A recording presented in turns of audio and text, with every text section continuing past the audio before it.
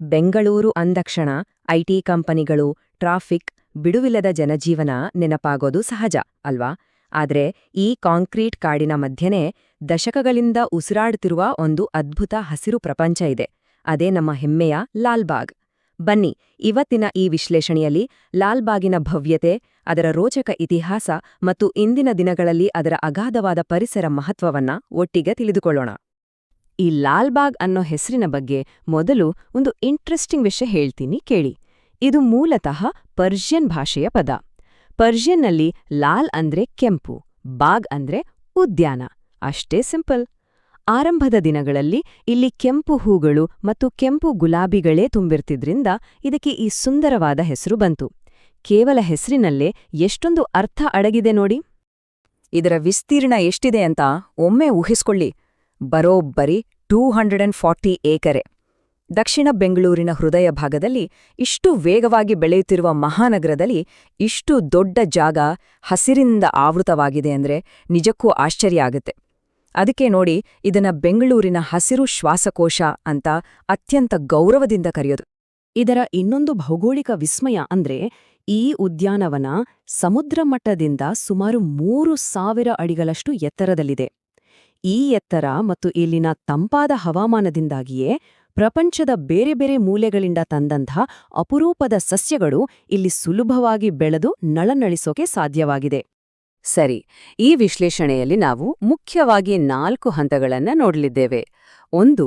ರಾಜಮನೆತನದ ಬೇರುಗಳು. 2. ವಾಸ್ತುಶಿಲ್ಪ ಮತ್ತು ನೈಸರ್ಗಿಕ ಅದ್ಭುತಗಳು. 3. ಇದೊಂದು ಜೀವಂತ ಸಸ್ಯಶಾಸ್ತ್ರೀಯ ವಸ್ತು ಸಂಗ್ರಹಾಲಯ. ಮತ್ತು 4.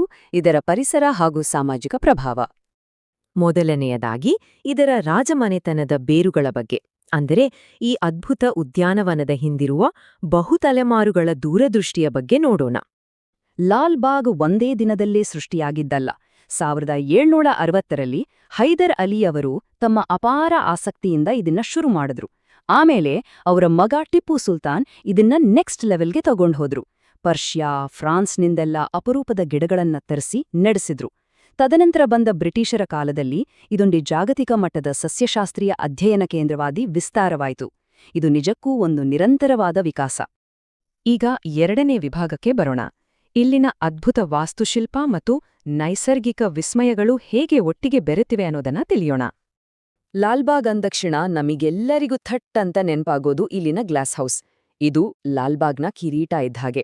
1889ರಲ್ಲಿ ಲಂಡನ್ನ ಪ್ರಸಿದ್ಧ ಕ್ರಿಸ್ಟಲ್ ಪ್ಯಾಲೇಸ್ ಮಾದರಿಯಲ್ಲಿ ಕೇವಲ ಗಾಜು ಮತ್ತು ಕಬ್ಬಿಣದಿಂದ ನಿರ್ಮಿಸಿದ ಈ ಕಟ್ಟಡ ವಾಸ್ತುಶಿಲ್ಪದ ಒಂದು ಬೆರಗು.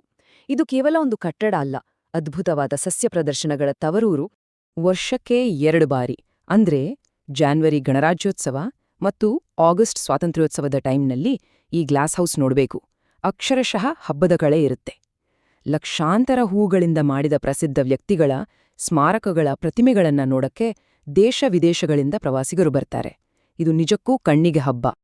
ಒಂದೆಡೆ ಇಷ್ಟೊಂದು ಮೃದುವಾದ ಹೂಗಳಿದ್ರೆ, ಇನ್ನೊಂದೆಡೆ ಸ್ವಲ್ಪ ಯೋಚನೆ ಮಾಡಿ, ಬರೋಬ್ಬರಿ 3000 ದಶಲಕ್ಷ ವರ್ಷಗಳಷ್ಟು ಹಳೆಯದಾದ ಬಂಡೆಯಿಲ್ಲಿದೆ. ಹೌದು, ನೀವ್ ಕೇಳಿದ್ದು ಸರಿಯಾಗೇ ಇದೆ. 3000 ದಶಲಕ್ಷ ವರ್ಷಗಳು. ಈ ಪೆನಿನ್ಸುಲರ್ ಜ್ನೈಸ್ ಶಿಲೆ ನಮ್ಮ ದೇಶದ ಅತ್ಯಂತ ಪುರಾತನ ಭೂವೈಜ್ಞಾನಿಕ ವಿಸ್ಮಯಗಳಲ್ಲಿ ಒಂದು. ಇತಿಹಾಸವನ್ನ ಅಕ್ಷರಶಃ ಕಲ್ಲಿನಲ್ಲಿ ಕೆತ್ತಿಟ್ಟಂತಿದೆ. ಇಲ್ಲಿ ಬರೀ ಐತಿಹಾಸಿಕ ಶಿಲೆ, ಗ್ಲಾಸ್ ಹೌಸ್ ಮಾತ್ರ ಇಲ್ಲ. ವಲಸೆ ಪಕ್ಷಿಗಳಿಗೆ ಆಶ್ರಯವಾಗಿರುವ ಪ್ರಶಾಂತವಾದ ಲಾಲ್ಬಾಗ್ ಕೆರೆ ಇದೆ, ಅಪರೂಪದ ಬೋನ್ಸಾಯ್ ಗಾರ್ಡನ್ ಇದೆ, ಪ್ರಾಣಿ ಸಂರಕ್ಷಣೆ ಮಾಡುವ ಜಿಂಕೆ ಪಾರ್ಕ್, ಹಾಗೆ ಸುಂದರವಾದ ಕಮಲದ ಕೆರೆ ಇದೆ. ಹೀಗೆ ವನ್ಯಜೀವಿ ಸಂರಕ್ಷಣೆ ಮತ್ತು ಪ್ರಕೃತಿಯ ಕಲಾತ್ಮಕ ಸೌಂದರ್ಯ ಎರಡನ್ನೂ ಬ್ಯಾಲೆನ್ಸ್ ಮಾಡುವ ಅದ್ಭುತ ತಾಣ ಇದು.